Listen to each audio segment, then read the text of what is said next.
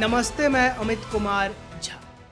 आज इतिहास रच दिया गया है क्योंकि पहली बार भाजपा की पूर्ण बहुमत की सरकार बंगाल में आज बन चुकी है। शुभेंदु अधिकारी ने शपथ भी ले ली है, लेकिन इस शपथ ग्रहण के दौरान ऐसी ऐसी चीज़ें देखने को मिली जो दिल को खुश करती है।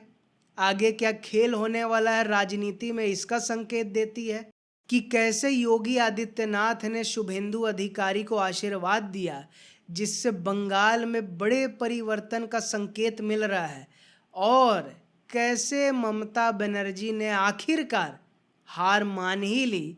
आज इन्हीं सारे विषयों पर चर्चा करने जा रहे हैं, और चर्चा की शुरुआत दिल को खुश करने वाली खबर से, और वो दो खबर है कि प्रधानमंत्री मोदी जब शपथ ग्रहण के लिए पहुंचे तो स्टेज पर से ही जनता को दंडवत प्रणाम किया।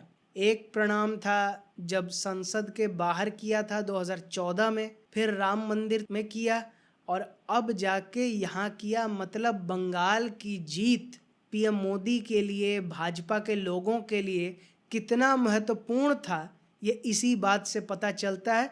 और ये भी पता चलता है कि जो वो जनता का सेवक खुद को कहते हैं, प्रधान सेवक, वो कोई एक्टिंग नहीं है, वो रियल लाइफ में उसको जीते हैं।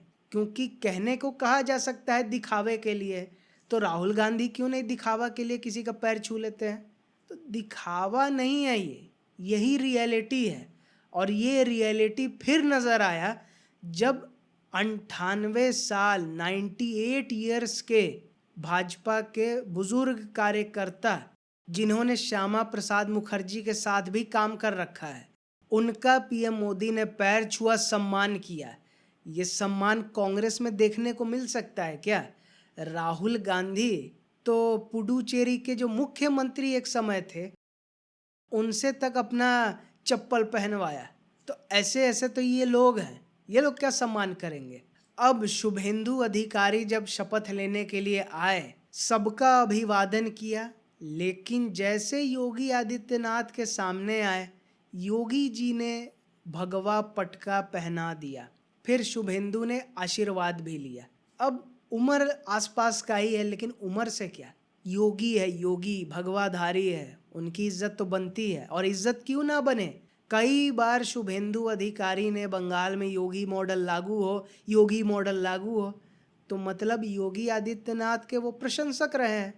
और जब वो व्यक्ति सामने आ गया, सम्मान कर रहा है, तो आशीर्वाद लेना तो बनता है। योगी जी ने आशीर्वाद भी दिया, और उस आशीर्वाद का एक तो महत्व क्या है कि जैसे आपका शासन यूपी में चलता है, जिस तरह से आपने यूपी में गुंडा राज को नेस्तनाबूद कर दिया, हर लेवल पर गुंडे बदमाशों में एक खौफ का माहौल है, उनका समर्थन करने वालों में भी खौफ का माहौल है। इसीलिए इंडी को जोड़ने में वो व्यक्ति लगा हुआ है। नाम नहीं लेंगे, आज मूड नहीं है। वही शुभेंदु अधिकारी को भी करना है। यही मैसेजिंग की गई केंद्रीय नेतृत्व के तरफ से कि इनसे भगवा दिलवाया जाए, ताकि एक मैसेज चला जाए कि यहाँ भी योगी मॉडल ही लागू होगा। जगह जगह बुलडोज़र चलेगा गुंडों पर, और उनकी संपत्तियाँ जब्त की जाएंगी। इसी डर से तो चुनाव के दौरान ही भाग गया जहांगीर खान, जो कि अभिषेक बनर्जी का बेहद करीबी है। और ये जो योगी जी ने आशीर्वाद दिया, जो मैसेजिंग हुई, इसका असर भी दिखने लगा है। कई जगहों से गोली बारूद, पैसे, गहने मिले। कई लोगों की गिरफ्तारी अब तक हो चुकी है। शपथ से पहले ही शुरू हो गया था, अभी भी कुछ लोगों की हुई है, आगे तो बहुतों की होगी। लेकिन कैबिनेट से अभी त्वरित क्या क्या फैसले आए हैं? पहला, आयुष्मान भारत योजना लागू होगा बंगाल में। जो केंद्रीय योजना है, सारे राज्यों में चल रहा है, बंगाल में भी अब होगा शुरू। फिर हर घर नल से जल, ये वाली जो योजना है, इसके लिए भी हजारों करोड़ का पैकेज एक तरह से घोषित कर दिया गया है। प्रधानमंत्री आवास योजना को जो रोक रखा था कि पीएम मोदी का नाम ना आ जाए, तो वो अब फिर से शुरू होने जा रहा है। और महिलाओं के साथ जो उत्पीड़न और अत्याचार हुआ ममता बनर्जी के शासन में और उनके गुंडों द्वारा, संदेश खली में जो घटना हुई उसको लेकर जांच कमेटी बनने वाली है। तो खबर आ रही है कि इस कमेटी का हेड होंगे यूपी के पूर्व डीजीपी और रेखा पात्रा, जो पीड़ित रही हैं संदेश खाली वाले घटना से, वो भी इस कमेटी की अहम सदस्य होंगी, ऐसा कहा जा रहा है। और बड़ा फैसला ये भी लिया गया है कि ईडी और सीबीआई को अब किसी भी केस में पूरी तरह से जांच का सहयोग दिया जाएगा, जो ममता बनर्जी की सरकार ने रोका हुआ था।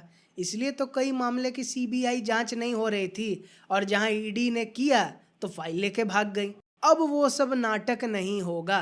इसी बात को ममता बनर्जी ने पहले ही भांप लिया, क्योंकि जो ममता बनर्जी कह रही थी कि हम तो मुख्यमंत्री हैं, हम क्यों इस्तीफा दे, ये तो चुनाव चोरी हो गया, फर्जीवाड़ा हो गया। अब चुप्पे चाप ट्विटर पे लिख दिया कि 15वीं, 16वीं और 17वीं विधानसभा तक मैं मुख्यमंत्री थी। ये नहीं लिखा पूर्व मुख्यमंत्री, घुमा के लिखा। क्यों? क्योंकि मुख्यमंत्री तो शुभेंदु अधिकारी है। ट्विटर को कंप्लेंट जाता तो ममता बनर्जी का ट्विटर अकाउंट ही उड़ जाता। तो अपने कार्यकर्ताओं के बीच बड़ा नेता अपने आप को दिखाना है ना, तो इसलिए कानूनी रूप से वो चेंज कर दिया ताकि कोई कुछ ना कर सके। कि मुख्यमंत्री भी लिखा हुआ है और ब्रैकेट में वो लिख दिया कि पिछले तक थे। तो ममता बनर्जी ने क्या है कि आखिरकार अब हार मानने की शुरुआत कर ली है। ऐसा नहीं है कि फिर वो चुनाव लड़ेंगी नहीं, ऐसा कुछ नहीं है, लेकिन होता है ना थोड़ा बना के चलो। और वहीं अभिषेक बनर्जी की बेवकूफ़ी जारी है। 30 लाख वोट कट गया, फर्जी सरकार है, सीसीटीवी फुटेज जारी करो, चुनाव आयोग तो बीजेपी की बी टीम बन गया है। अभी भी वही बात जारी है। ममता बनर्जी एक तरफ जहां डैमेज कंट्रोल में लगी हुई हैं और वहीं अभिषेक बनर्जी वही पुरानी बातें कर रहे हैं, जैसे कि मानो खुद की सरकार हो, ये वही दबंग गई। इसीलिए अभी तक ममता बनर्जी ने टीएमसी नहीं सौंपी अभिषेक बनर्जी को, नहीं तो ये आदमी तो डुबा देता। इसको पता ही नहीं है कब क्या बोलना है, कब क्या करना है। अब तो शपथ हो गया, अभी भी सुधरा नहीं है, तो ममता बनर्जी तो बच जाएंगी। पीएम मोदी से पहले भाई बहन वाला रिश्ता था तो उसी को फिर से बना कर चल सकती हैं और अपना काम निकलवा सकती हैं। लेकिन अभिषेक बनर्जी लड़ने भिड़ने वाले मूड में हैं तो वो तो जाएंगे लंबा। कोयला घोटाले में बचने का कोई स्कोप नहीं है। बाद में जमानत मिल जाए वो अलग चीज़ है, लेकिन जेल यात्रा तो तय है। तो बात सीधी सी क्या है कि सरकार तो भाजपा की पूर्ण बहुमत की बन गई है, लेकिन चुनौतियां बहुत सारी हैं। भाजपा कार्यकर्ताओं पर हिंसा लगातार जारी है। अभिषेक बनर्जी और ऐसा जितना सारा नेता सब है उनका हिसाब करना बाकी है। बहुत दबाव आएगा कोर्ट के तरफ से भी, मानवाधिकार आयोग से भी, बहुत सारी चीज़ों से। बुलडोज़र चलाने में भी दिक्कतें होंगी।